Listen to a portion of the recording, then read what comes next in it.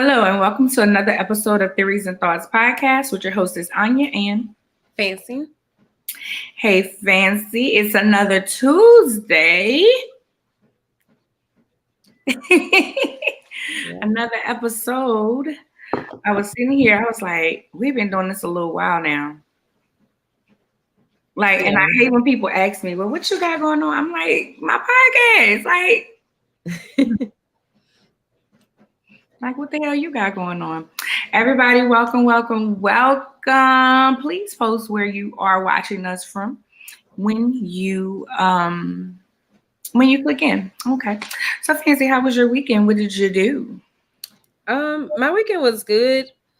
I actually had therapy on Friday, and my therapist was like, and basically that I need to do things that make me happy and find out who I am. And I really agreed with her. And it's kind of funny because my best friend had basically told me the same thing. So like all in the same week. So I was like, okay, this definitely seems to be the message. So I went to the comedy club on Saturday, the Silly Rabbit Comedy Club, and it's new here in Baton Rouge, but it's been out like a few months now, open a few months now. But it's the first, well, and I guess the only, since it's new, Black owned comedy club in Louisiana. And so it's really nice.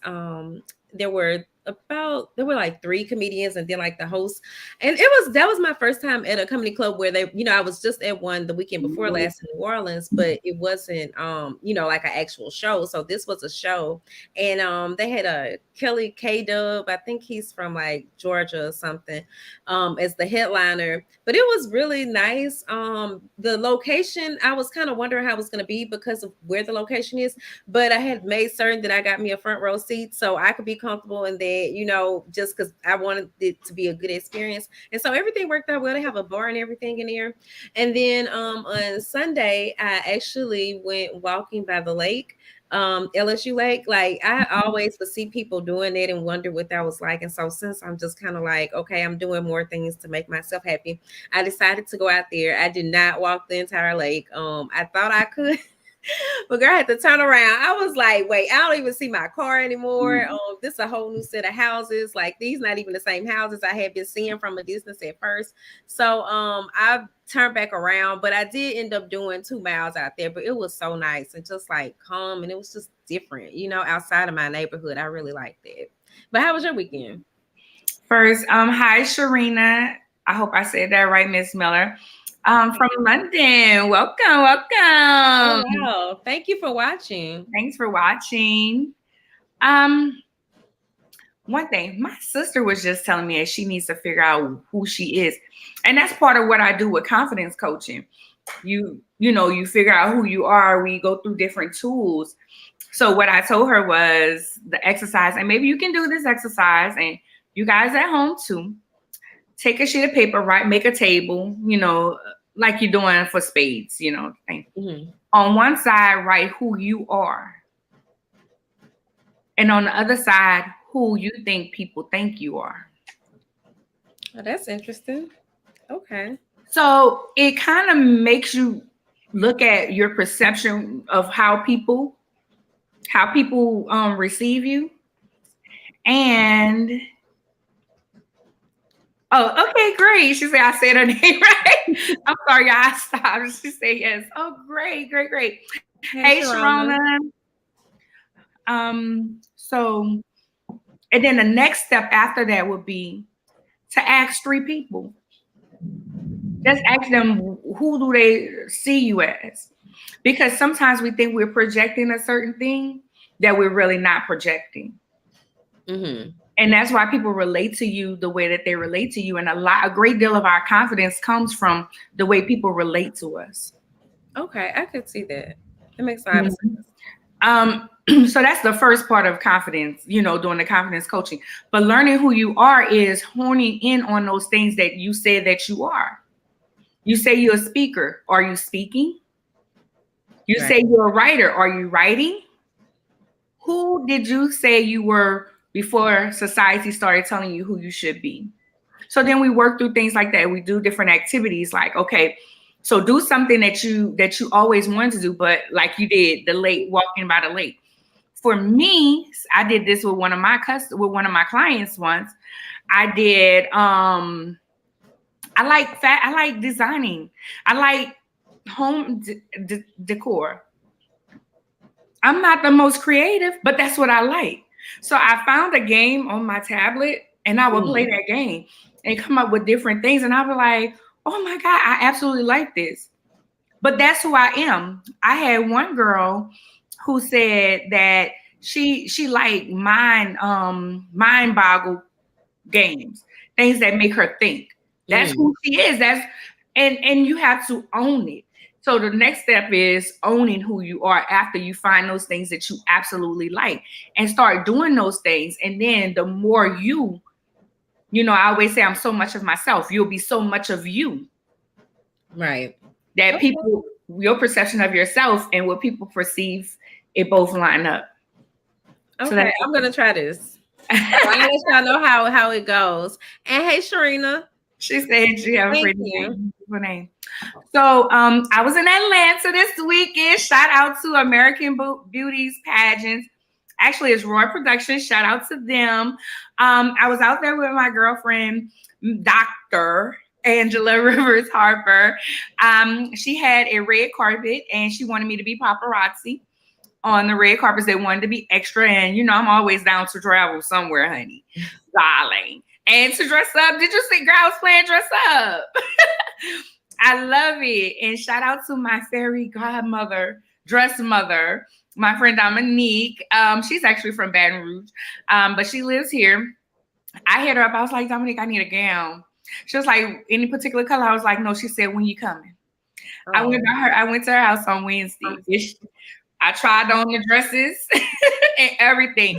She even gave me one with a tag on it. She was like, yeah, just wear that one.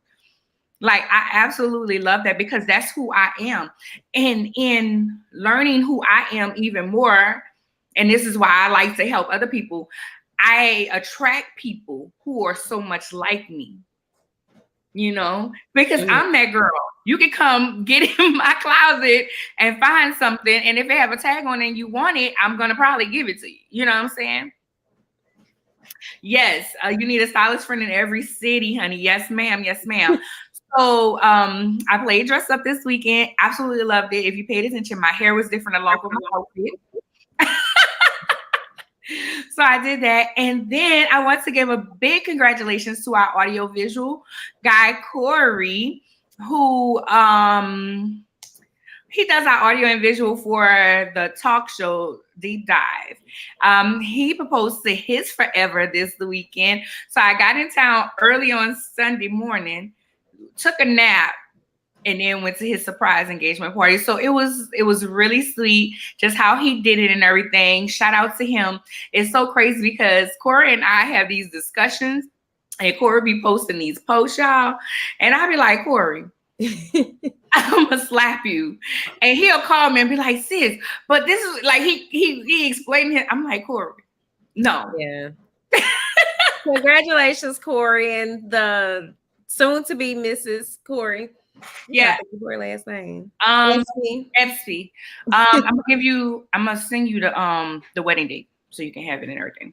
Just in case you could come down. It's in November. Oh, okay. So that was them. I had a good time doing Atlanta, and the ladies of the pageant, it made me want to get into pageantry. So if I slip up and be like, yeah, I'm competing, just know I got the bug. Okay. So today, honey, Tiana Taylor released the cover of Ebony magazine. And if this family is not beautiful, yeah, they are sculptured. I was like, they are gorgeous. All of them, just the skin, everything. I'm like, ugh. Yeah, she has a beautiful family. Just like I don't know, just extremely good genes, I guess. Yeah, the Schrumpers. The Schrumpers, yes. Speaking of families and good genes, over the weekend, was it over the weekend or last week? So, what is his name? Block. I used to be a fan. I used to be a fan of the Real Housewives, and that's how I found out about Block and Candy, and he's supposed to have been married and all the rest of this stuff. Well, he went on Vlad's TV here recently, and of course he got Candy name in his mouth, and I just felt like it was disrespectful. I felt like it was disrespectful. And how he said that Riley was jealous of his other kids. Yeah. Sir, Riley grew up with money, honey. You think she want to be in that house with all y'all? That's what I was thinking. And so if you didn't read it, Candy say, I don't care how well I'm doing. I still need the money you owe me. So one of my biggest things was, he's like, Candy didn't need his child support. Excuse me? Go ahead. Yeah, I don't think, I mean, as someone with kids, like what I make does not have anything to do with this child that you helped to create. Like, so I thought that was, to me, that was kind of it was like, I'm trying to think of the word, like, but just for a man to say that, maybe it was unattractive. Maybe that's the way. It's very unattractive. Yeah. And the whole jealous thing, you know, when you said that about living with all of y'all, I'm thinking like most people, you know, she was basically living like as the only child for a few years, you know, till these other kids came along. So yeah, I don't really, but you never know though. Sometimes, you know, kids really do have this thing about being with their dads. I was never one like that, but I've seen other people be that way, you know. I mean, she said she honestly wasn't upset she said, my mom and I always try to take the high road, but honestly, it's really upsetting that I constantly have to see you bad-mouthing us publicly. I was blessed to be raised in a household where my mom provided the best life I could have. No jealousy here. I would appreciate it if you could stop talking about us. And I agree with her. Like, oh, I didn't see that part. Okay, so yeah. Yeah, I don't think that she was jealous. Maybe, I don't think it would be jealousy. Maybe she may have wanted a better relationship with her father, but that's not jealousy. That's just longing for. Yeah, I wasn't, when I was saying it, I wasn't, and now that you say it, like pointed out the actual word of jealousy, I wasn't seeing it that way, but just like maybe there was some longing to be with him or something. But then after the statement, now I'm not. Yeah, that wouldn't be jealousy. That is just I want to be. Acknowledging, is that Alexandria? Hi. And Marky. Hi. And Sharina is giving us all the tea, baby, in the comments. Y'all check her out. All right. So the last story that we have, and this gives us our theories and thoughts question for the night. So a popular OnlyFans model killed her boyfriend. And at first I was like, oh, you know, she should be prosecuted. You know, I'm just me. And I still feel that way even after hearing everything. But I was wondering why everybody was saying, like one of my homeboys who is so pro-black, honey, he didn't stop traffic, honey. He was like, so yeah, we're sitting this one out, right? We're not worried about this. And everybody in his comments was like, yeah, I just got my popcorn. I mean, I feel sorry for his family and them, but you know, yeah. And his brother called out, his brother said they're gonna need the community to fight through this injustice. And it was like, well, where could he, you know, people was like, they need to go find them people that he felt like where's those people that he liked, because I had to go research it, and baby, he didn't like black women, and he had a lot to say. He had some things to say about black women. So now I understand the outrage, why a lot of the black community is just like, yeah, we good on this one. We're not, we don't have much to say. So our theories and thoughts question tonight is, should black people come to the defense of other black people who appear to hate their own race? So drop down in our comments and give us your take on that. Should we come to someone's defense who appear to who appears to not like Black women, not have no desire, what have you. Now, I'm gonna get my take real quick, and then Fancy, my thought is this: like who you like, love who you love, but why you gotta put down Black women just because you love somebody else, or you feel like you want to be with other people? You know what I'm saying? That's my biggest issue about interracial relationships. I have no problem with interracial relationships. I know many people who are in interracial relationships, but they're not like, oh, I'm better because I'm with a white woman, or I'm better because I'm with this other person. They're not like that. And that's what I think it should be. Don't knock us just because it comes off as self-hate. So I'm gonna say, yeah, we're gonna sit this one out. Fancy. Yeah, I agree with all of what you just said. One thing that I was actually listening, well, two things that I noticed though with the situation, because I agree with all of that, and I was looking at Lil Mo's comment, which I share with you. Yeah. And I applaud her for standing behind it, because I think oftentimes a lot of people would have been like, oh, well, I'm sorry, and this and that. And I really liked her approach to it, and I think she said something like with love or something to all the people involved. And that's kind of like really just as I'm not going to say trying to form an opinion, but just really trying to see how I felt about things. I was listening to this Twitter broadcast, and someone was basically like pointing out that they are going to need the community, but it should be his local community first, and it's just too bad that he wasn't like in the Black community within his local community. That's kind of like what they were basically saying. And it just kind of makes you think like how you never know when you're going to need people, or when those close to you are going to need people while you're saying this and that about them. So, yeah, but I would kind of think, as far as like sitting it out, I am kind of curious as to how things are going to turn out with the whatever she is model or whatever, just like how she's gonna go through her court proceedings and things like that. Let me tell you, first of all, Sharona said you can be with whoever you want, but don't dish your own.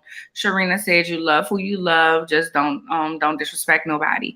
Right. Now, here's the thing. Again, Lil Mo, I had to go back and reread Lil Mo. First of all, Lil Mo picked them apart. That's what she talked about his teeth. I thought that was funny. Okay. Because she was like, I bet they didn't tell him, and their daddy did this and all this stuff. But she did say, this is how God chose for him to go out. At first, when I first was seeing reports on it, it was saying that she was saying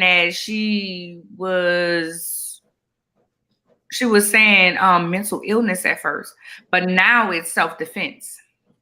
Yeah, I didn't see that about the mental illness, but I did see that about the self-defense or something.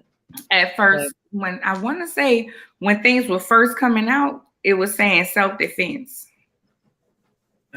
It was saying self-defense, and then not self-defense. It was saying let me see.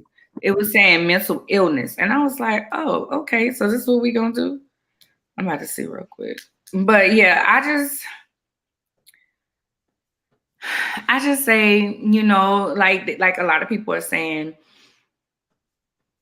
at the end of the day, he shouldn't have been bashing Black people and wondering why, nobody's really caring. Because if you like who you like, love who you love, be with who you gonna be with. I was engaged to a white man, but I ain't never say nothing bad about the brothers. I liked who I liked at the moment. I should have let it go. Sharona said people shoot out mental illness when they need it. That's not always the case. Right. And that's what I was saying. She's going to get, first of all, I just feel like she's going to get off just because she's white. And I believe that she's going to get off. I feel like they're saying self-defense, so it's the big black man and the poor white girl. Well, I think her chances of getting off are probably even greater if there is no black community behind them, like pressing for anything more. So I don't know, but we got a lot of other battles to be fighting. Right. So let's get into our commercial before we bring our guests on. Sounds good to me.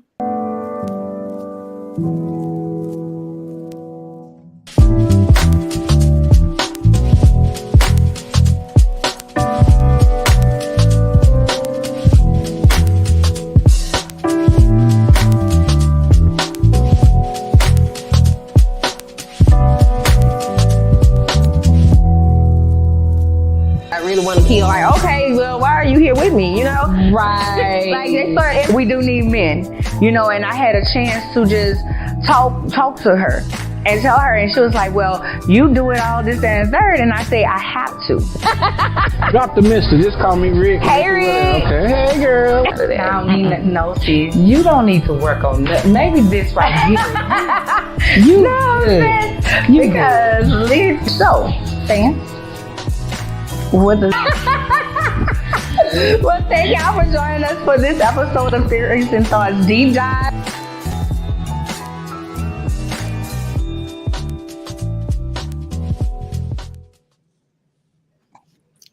Hello. Hi, Charlene. Did I say it right? You said it right. Okay. So tonight, you guys, we have a special treat.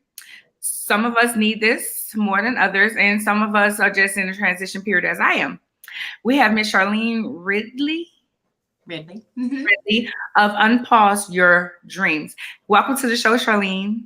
Thank you. Thank you for having me. I'm really excited to be here. You are welcome. So will you take a moment to tell our audience who you are and what it is that you do? Absolutely. So I'm Charlene Ridley, and I am the owner and founder of Unpause Your Dreams. I'm a dream coach, so a dream consulting agency, and I empower people to get what they want personally and professionally by getting clear on what they want, overcoming objectives and obstacles that may be standing in their way, and then creating a plan of action so that they can see results fast. So I work with people typically through a couple of different measures. I do one-on-one coaching, I do some group coaching, and I also do conferences and retreats. Wow. And how long have you been doing this? So I have been coaching for going on 6 years, and I've done a variety of coaching. So I started off doing a lot of career coaching and life coaching. And what I ultimately decided was I didn't want to be in a niche, right? I'm like the queen of recreating myself and have done it many times over and helped other people do it. And so I decided one day I was going to be a dream coach and really help people bring all of their dreams to life. Oh, okay. I like it. Okay, so who are your clients? What type of people will be your clients? So typically I work with people that I typically work with women. And so they're usually somewhere between their mid-30s and mid-40s. And they are living full lives or seemingly full lives. So these are the people that people think, you've got a great life, you've got a lot going for yourselves, but something inside of them is missing. Something feels like they should have more. And so they really want to work on one particular area or multiple areas and getting clear and being able to bring those dreams to life. Okay, that makes sense. So if I have a full home. So would you say a midlife crisis? Oh, I don't really like to think of 30s as midlife. But I want to think 30s is not really midlife.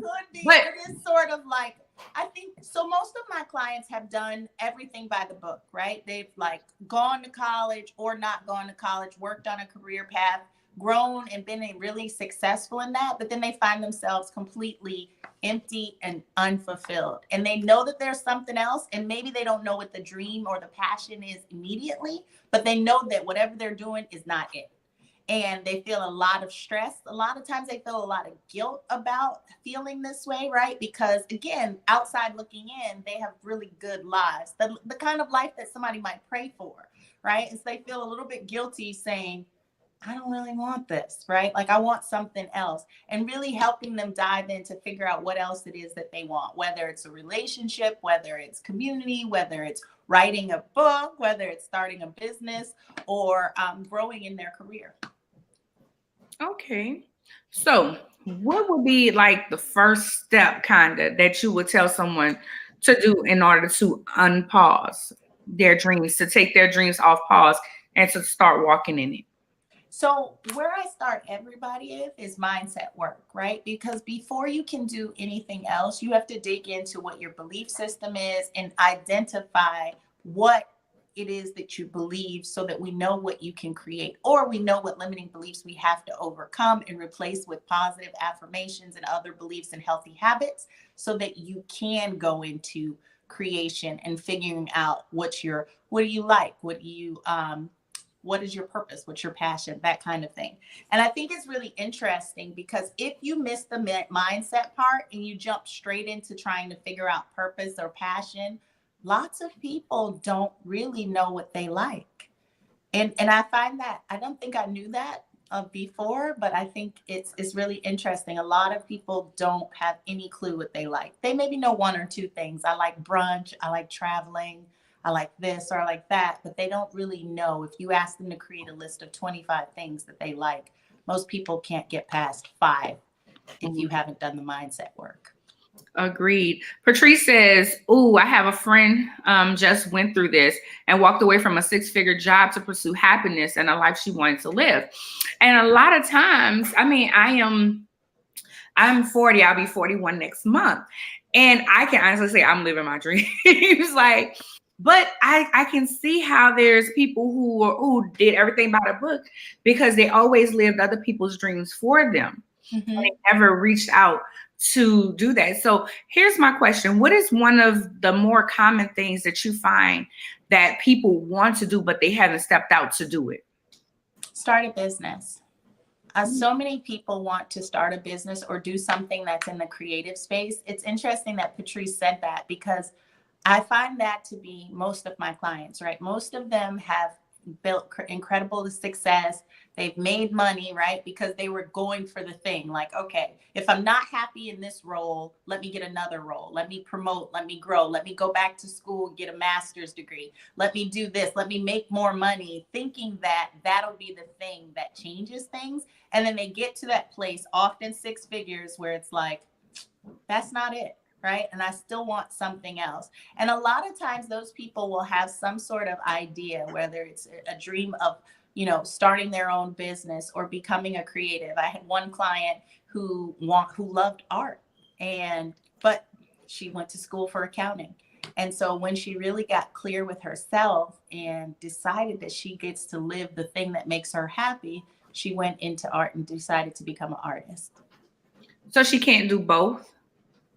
She could do both, but it was sucking the life out of her, right? So these are not people that are functioning and are happy in their roles, right? If you're happy in your role, by all means, because your dream is not just one thing. You can be in your dream career and functioning and doing well. But if you're in that position and you're doing well, but it doesn't light you up, and I'm talking about those people that are sitting in their car in the morning, talking themselves into getting to work, right?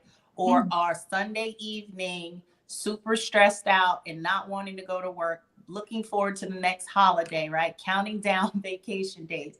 If you're living like that, then that's an indication that you're not living your dreams. You're not doing what you could be doing with your life. Gotcha. Because I was sitting here like, I wish I could be full-time creative, but I also like my job. I like the logic part of it. And my job pays for me to be able to be a creative. But that's the dream then, though, right? Because you're doing something that you love that also finances something else that you love, right? And that's a really good place to be in. But unfortunately, a lot of people aren't there. They're in the day job that they hate, trying to finance the side thing in hopes that maybe one day they can move from that to the next. Gotcha. Fancy, do you have anything? No, not at this time. You kind of asked them all. So what are some things that if a person is sitting back, I know you say the mind work, but just some practical things that they can, if they're thinking about getting a coach, a dream coach as yourself, and they're sitting back and they're like, what are the first steps? Like, what should they be bringing forth before they even come to you? Like, is there things that they should have already identified, or will you just bring this out so they can identify them? That's a good question. So I think that ideally the right client is going to be one that understands the value of investing in themselves, right? Because if you want something different and you're going to reach out to me or any other coach, right? You have to be serious about getting it, but even more so serious about investing in yourself. That's the stopping point that I think a lot of people get to. They're like, oh, I really want something else. I want to change my life. I want to take this on. But then they're not used to investing in themselves in that way. And so I'd say that's the first thing. Value yourself enough to invest in yourself, to do something differently, right? To get what you want, which is obviously different than what you're already doing. Right. And with that would be being intentional about it as well. And setting the boundaries. I find a lot of times, especially Black women, we have a hard time with boundaries. And I think a lot of our hardship comes from boundaries, like setting up those boundaries. And I'm reading a book now. It's called Set Up Boundaries and Find Your Peace or something like that. And I got it from another book I was listening to, child. And it just... it makes so much sense. And I find that there are some places I still have to set up boundaries. I haven't set those boundaries yet. And I think that in listening to you, and correct me if I'm wrong, in going after your dream, you have to have those boundaries, because there's going to be so many people that's going to tell you you're losing your mind. I would have told my friend you're losing your mind. A 6-figure salary, girl, you could go and be a creative. Wow, you have this 6-figure job. You need this money. Yes. So it's funny that you mentioned boundaries. So I do a clubhouse room on Monday evenings and Thursday afternoons. And last night, the topic was boundaries. What's the name of it? It's so important. And even if you get good at boundaries in one area, it doesn't mean that you're good at them in all areas. Right. But the interesting thing about living your dream is people don't always necessarily need to believe your dream. Right. And people will project their fears, their experiences, their thoughts on you. So I think about it like, even when I first said I'm going to do coaching, I am an MBA. My dad was like, but are you going to make money? Right? And I was like, yes. Right. And he was like, but like enough money to afford your mortgage. And I was like, yes. Right. And so I think that immediately people start to think about your well-being, and they project their fears. But here's the thing. Why can't she leave her 6-figure job, become a creative, and make 6 figures doing that? That's true. Right? It's entirely possible if you just have the right plan and you're taking the right actions. What is your clubhouse on Monday? What is the name? It's called Winning the Day with Char and Al. So I co-host it with another coach. And so, someone said something. So I co-host it with another coach, Alfonso Meadows, but it's Mondays at 8 p.m. and then Thursdays at noon. And it's a 1-hour room where we discuss tips and strategies for winning the day so that you can win the week, you can win the year, win your life. Okay. See, I always say the way you start something has a lot to do with the way the outcome is. So I got that from church one day. It is true. And that's why I start with mindset, right? Because how do you dive into, so if we don't get your mind right, when you face those obstacles that will come with starting anything new, right? It's going to happen. How do you overcome them? Right. If you don't have your mind set that this is possible, that I'm worthy of this dream, that I get to have it, right? Then the obstacle comes and your first thing that'll go through your mind is, ooh, maybe I wasn't supposed to do this. Right. Right. Or if you left your 6-figure job, you'd be like, ooh, maybe it was a bad decision to quit my job. Right. Right. But if you've made up your mind and you've got the intention and you've done the mindset work to dig in and really understand even your limiting beliefs, because most of us aren't going after our dreams because of limiting beliefs, whether it was you being a kid and you wanted to be an artist and your parent told you artists don't make any money. You're going to be hungry and starving, right? like go get a better job. Or if it's me, when I was a kid, I wanted to be an attorney. And my mother said, get your head out of the clouds. If you're lucky, you can grow up and get a good state job and have stability. And she wasn't meaning to tell me not to dream, right? That wasn't her intention. She was projecting her fears on me. She didn't want me to be disappointed, because what if you go to take the LSAT and you don't pass? Or what if you don't get into the law school that you want to get into and then you're disappointed? If you go for a state job, it's safe, right? You can work there, you can make great money, you can purchase a home, you can do all the things that at her time, you know, you should want to do with your life. Mm-hmm. And it's the logic of it all. And let me say this, because I don't want you to think I be telling my friends not to go after their dreams, because I do. My girls know, right, Fancy? I ain't gonna tell you not to do it. Mm-hmm. I'm gonna be sitting here praying for you and with you. But I just know, you know, sometimes I'm like, how we gonna do this? And Fancy is and it's so funny because Fancy is a full-time entrepreneur, and I work a full-time job. I work a part-time job. I have my businesses, and it's I'm everywhere. Now, the one I can get rid of is my part-time job, and I will here soon.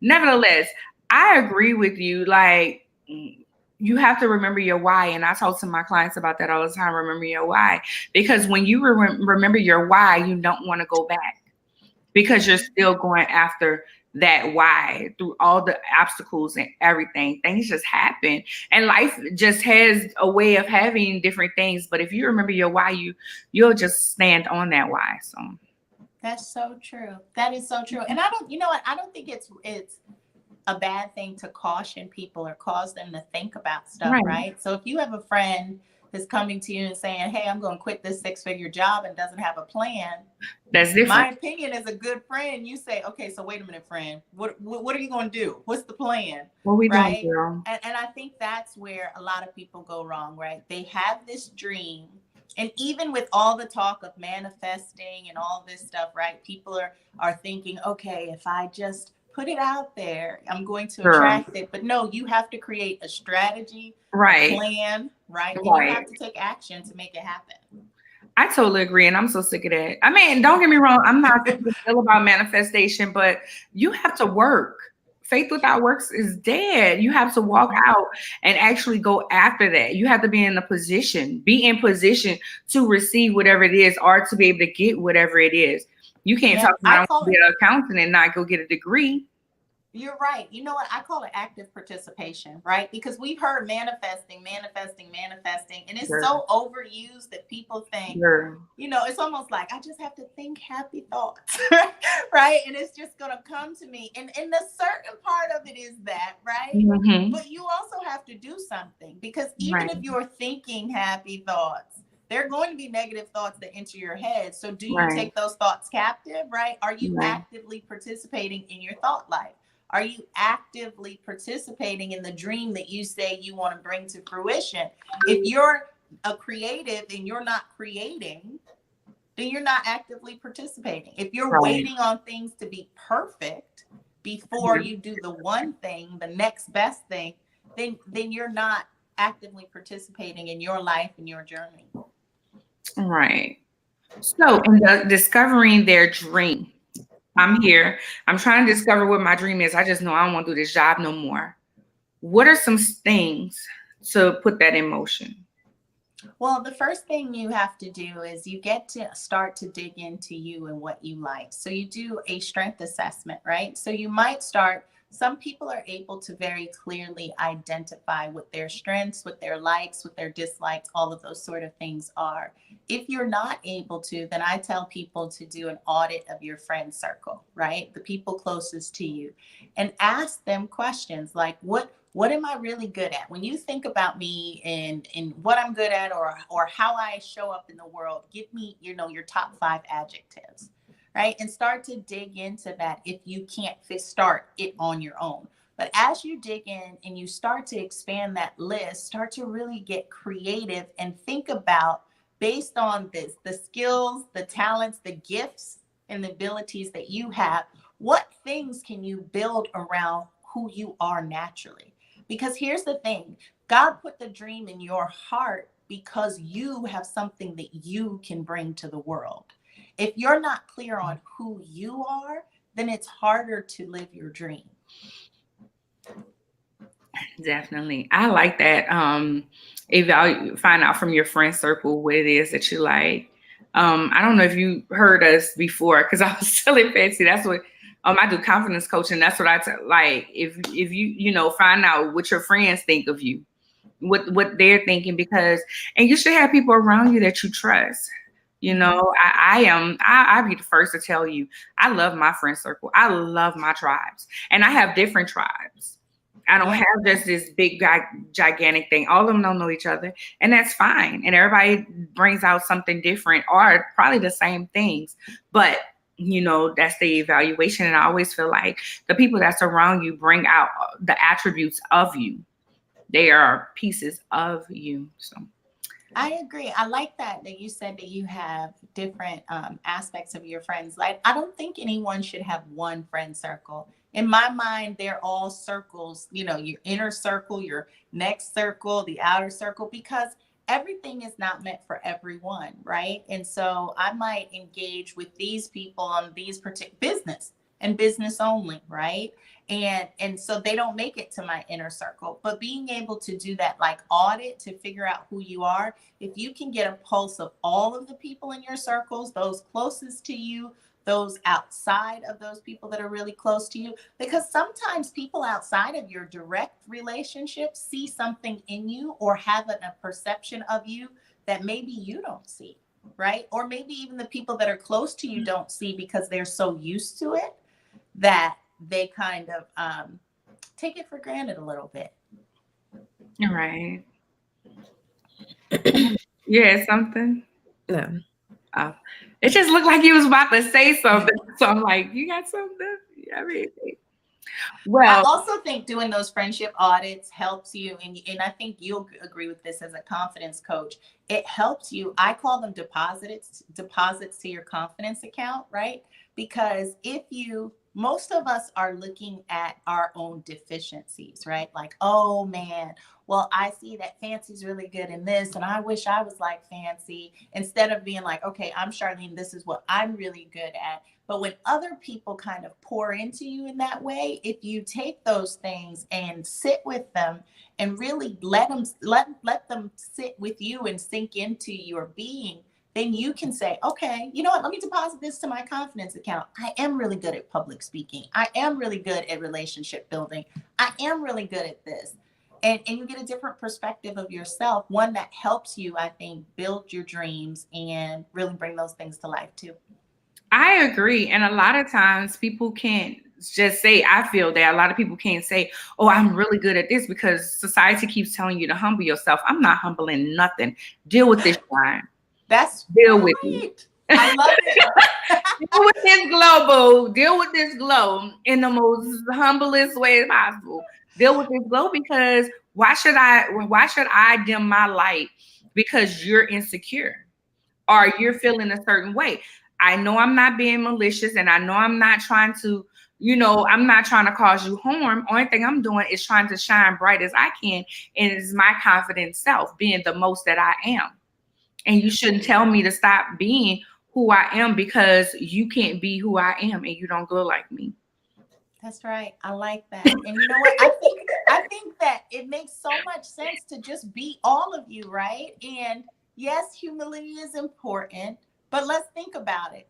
Being humble doesn't get you most of the things that you need in life, right? Like if I'm pitching a new talk, right, that I'm doing, if I am on a job interview, right, if I'm setting myself up for any of those sort of things, being humble and not having the ability to recognize the value that I bring to the table is not in my best interest, right? Right. So it's like I can recognize the value and not think that I am, better than anyone, right? Right. Because I'm just different. What the magic that I bring is the magic that I bring. But you bring your own magic, and Fancy brings her own magic, and everybody watching brings their own magic.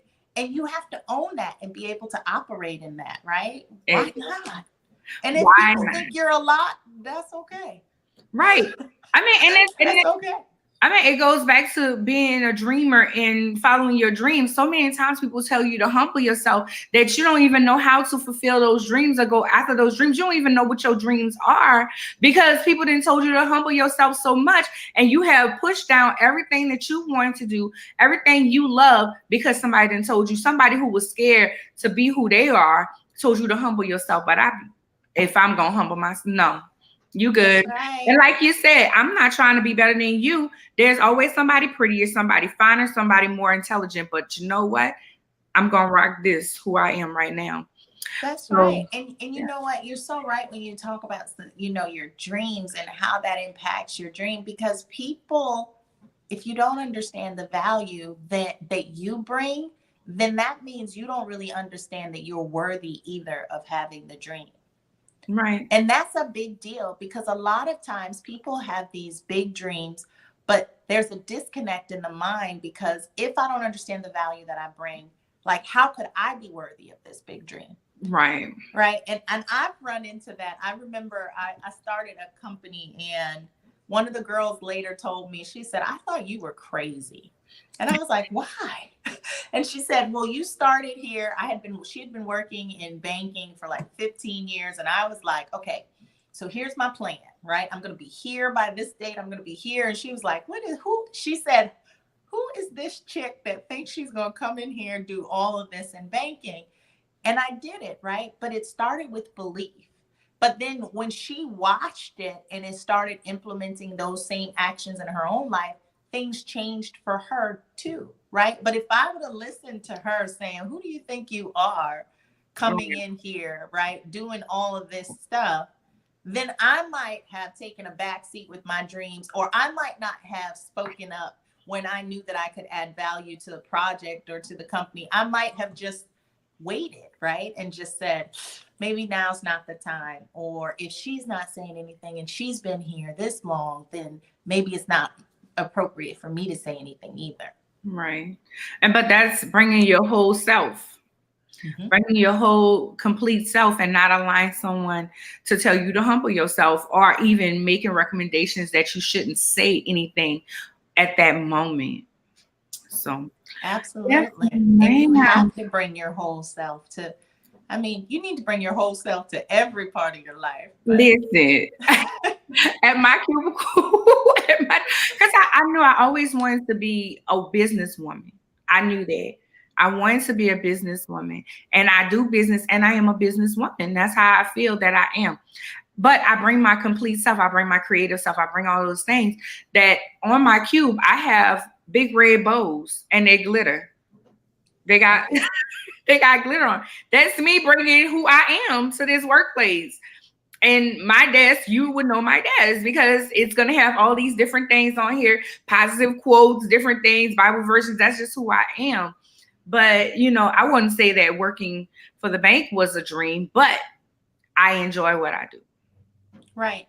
You know what? I think it's really great that you're bringing your whole self to your company, because especially as Black women, when we are in a workplace, we tend to feel like we have to compartmentalize, and there's different aspects of who we are that we need to leave at home, right? Because it's too much, or it won't be accepted, or, I won't be able to promote because they'll look at me differently, and all those sort of things. So the fact that you can show up with your red bows with all the glitter, right? I love it. And yes. You know what? You are indirectly impacting or directly impacting other people, because there's someone that's watching you show up as your full self, right? And is saying, okay, if she can do it, I think I can do this little thing, right? Like, let me try this little bit over here. And they're bringing their full selves to the table too. There's people, they tell me, they're like, your smile when you walk in, you always say good morning. You just so, I'm like, look, this is me. That's how I get down. But thank you so much for joining us today. Is there anything that we did not cover that you want to make sure we cover? There's not anything that we didn't cover. I would like to say I am launching a new 90 Day to Dreams program that is coming up. It's going to start on May 2nd.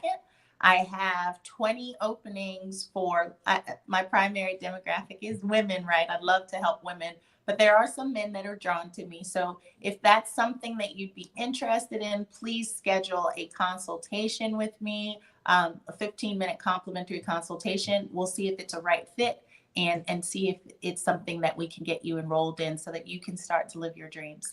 Other than that, I'm so thankful for both of you in this platform and the opportunity to get to speak to you.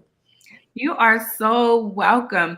And her name is Charlene Ridley Unpause Your Dream. Her website is www.unpauseyourdreams. That's why audio listeners, and I always feel like I gotta spell it out.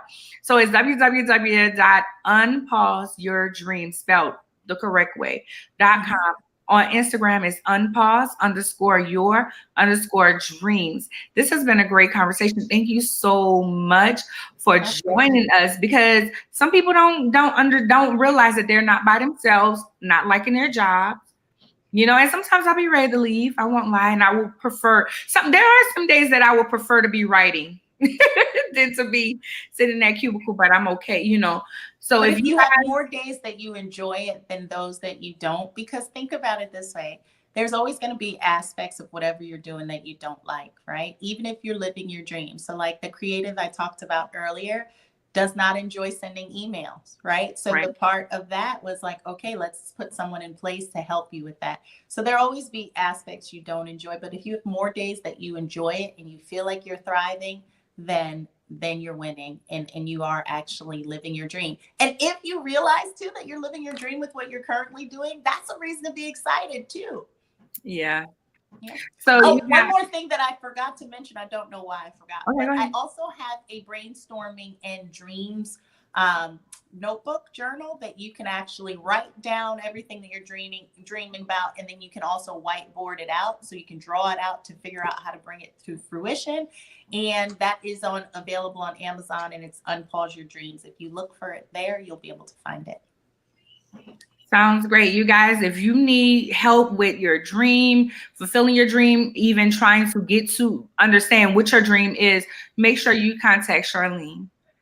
Sounds good. All right. Thank you so much. Bye, ladies. Have a good night. You too.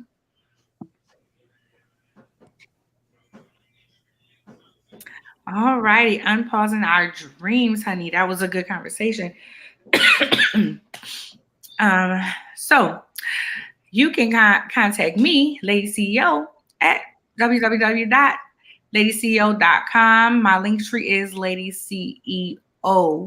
My Instagram is lady.ceo. Remember, lady is spelled with an I. Clubhouse, I am Lady CEO. My email address is arnya@ladyceo.com. Fancy. All of my info is Fancy Swagger, and of course the magazine is swagger.net, and all of our other handles are Swagger Magazine. All righty. Thank you guys for joining us tonight, and we will see you next week when we have Jessica on, and she's going to help you take your dreams and find a passion for it. So we'll see y'all next week. Bye.